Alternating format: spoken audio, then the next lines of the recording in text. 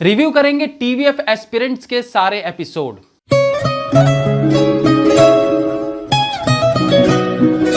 एक एक करके अब फाइनली इसके सारे एपिसोड्स रिलीज हो चुके हैं, तो अब इसका रिव्यू करना जायज है ताकि पूरी कहानी पर चर्चा की जा सके। तो टीवीएफ हमेशा की तरह इस बार भी निराश नहीं करता और एक बार फिर अपनी इस कहानी से एजुकेशन के एक और संघर्ष की तरफ आपका ध्यान ले जाता है। इस बार वेब सीरीज में फोकस किया गया है यूपीएससी क्लियर करने के लिए संघर्ष करने वाले उन हजारों लाखों युवाओं पर जो देश के अलग अलग शहरों और गांवों से दिल्ली में यूपीएससी की तैयारी करने आते हैं, ये आशा लिए कि एक दिन वो इस कठिन परीक्षा को क्लियर करके खुद को साबित करेंगे। हालांकि फिल्म में दिखाया गया है और रियल में भी हर इंसान का यूपीएससी क्लियर करने के अलग अलग रीजंस होते हैं और उन रीजंस को भी जिस प्रकार से इस वेब सीरीज में बताया गया है वो आपको बहुत फेमिलियर लगेंगे। इस तरह की परीक्षाओं की तैयारी करने वाले युवा इस कहानी से और बेहतर तरीके से जुड़ पाएंगे। तो इस वेब सीरीज की शुरुआत में ही जिस प्रकार से क्लास का माहौल और टीचर द्वारा बोली गई बातों को दिखाया गया है वो ये साबित कर देता है कि ये वेब सीरीज कहीं ना कहीं आपको रियलिटी के बहुत करीब रखेगी। मुझे लगता है इस तरह के वेब सीरीज के लिए अच्छी खासी रिसर्च की जरूरत होती है, स्पेशली तब जब आप एक पर्टिकुलर एरिया को फोकस करके कोई कहानी लिखते हो। एक कोचिंग क्लास में कैसा माहौल होता है, उन्हें किस प्रकार से टीचर जो है वो यूपीएससी रिजल्ट्स और उसके पीछे की मेहनत को बताते बताते कैसे नेगेटिव बातें करते करते उन्हें मोटिवेट करता है, ये सब कुछ इस वेब सीरीज में बहुत करीब से जानने को मिलता है। इस सीन में आपको लगेगा जैसे आप वो क्लास होते नहीं देख रहे हैं बल्कि आप खुद उस क्लास में बैठे हैं। एक एक लाइंस की अपनी एक कहानी है। इसी कहानी में डायलॉग्स के साथ साथ लीड कैरेक्टर का चित्रण भी शुरू हो जाता है और उसके बाद जिस तरीके का मोटिवेशनल बैकग्राउंड म्यूजिक यूज किया गया है वो इसे एक परफेक्ट सीन बनाता है। तो बेसिकली कहानी तीन दोस्तों की है। अच्छा, तीन दोस्तों की कहानी पर बॉलीवुड में कई फिल्में बनी और ज्यादातर सफल भी रही। आप दिल चाहता है ले लो, 3 इडियट्स ले लो, जिंदगी ना मिलेगी दोबारा ले लो, फिर अब ये वेब सीरीज। लेकिन हर एक फिल्म में दोस्ती को डिफरेंट तरीके से दिखाया गया है। इस वेब सीरीज में एक जगह दिल चाहता है का एग्जाम्पल भी दिया गया है कि मैं क्या दिल चाहता है का सैफ अली खान हूं जो दोनों को मिलाने में लगा रहूं। फिल्म का एग्जीक्यूशन देखिए कि वाकई में उस कहानी के इतने क्लोज होते हुए दिल चाहता है पर आपका ध्यान एक बार भी नहीं जाएगा, क्योंकि इस कहानी को जिस प्रकार से एग्जीक्यूट किया गया है, जिस तरह से कैरेक्टर्स को बहुत ज्यादा ग्लोरीफाई नहीं किया गया है और जिस प्रकार से उनके रिश्तों को बहुत नॉर्मल करके दिखाया गया है जैसे ये आम लाइफ में होता है, वही इस वेब सीरीज को बाकी सबसे अलग बनाता है।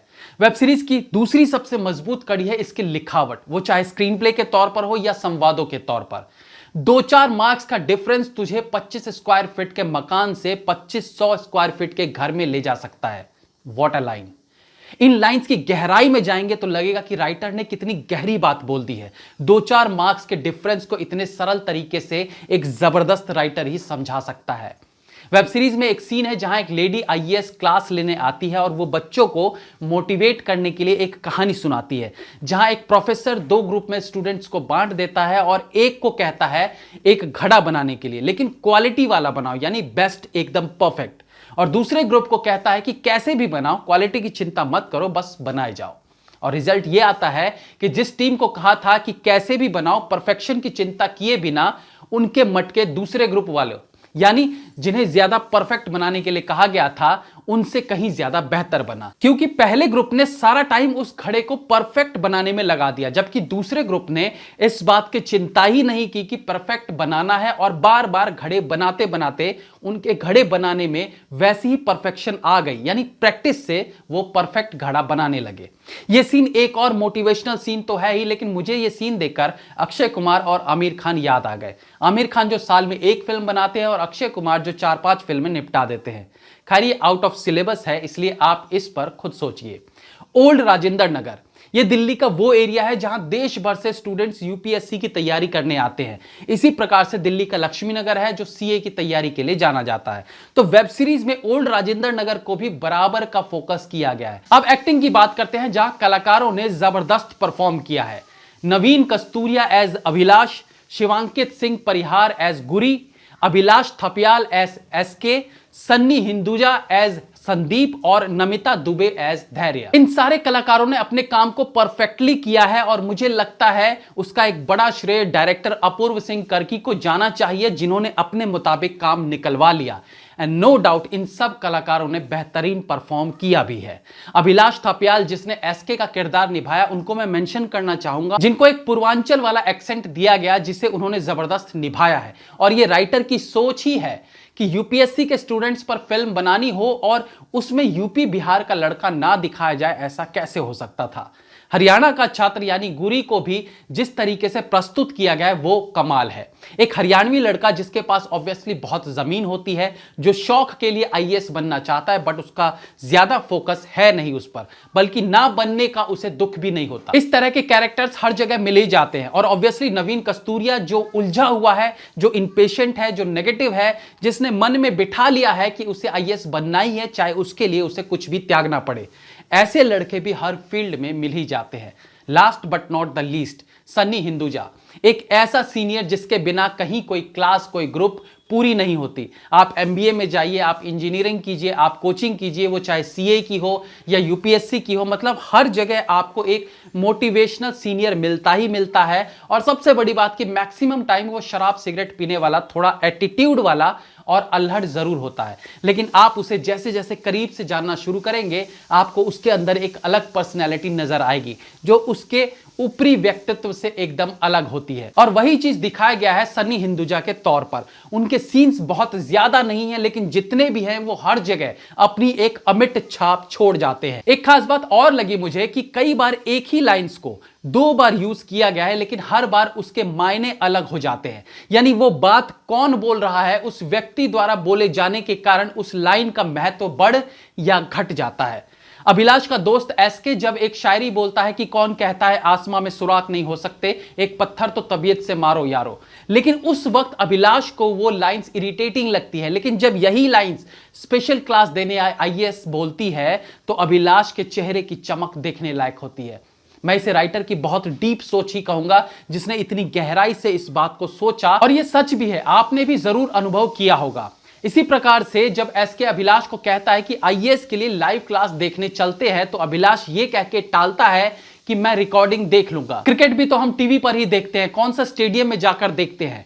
लेकिन इसके बाद जब वो अपने संदीप भैया के पास जाता है और बताता है कि वो आईएएस की क्लास क्यों अटेंड नहीं कर रहा है, तो संदीप बोलता है कि स्टेडियम में मैच देखने का मजा ही अलग होता है।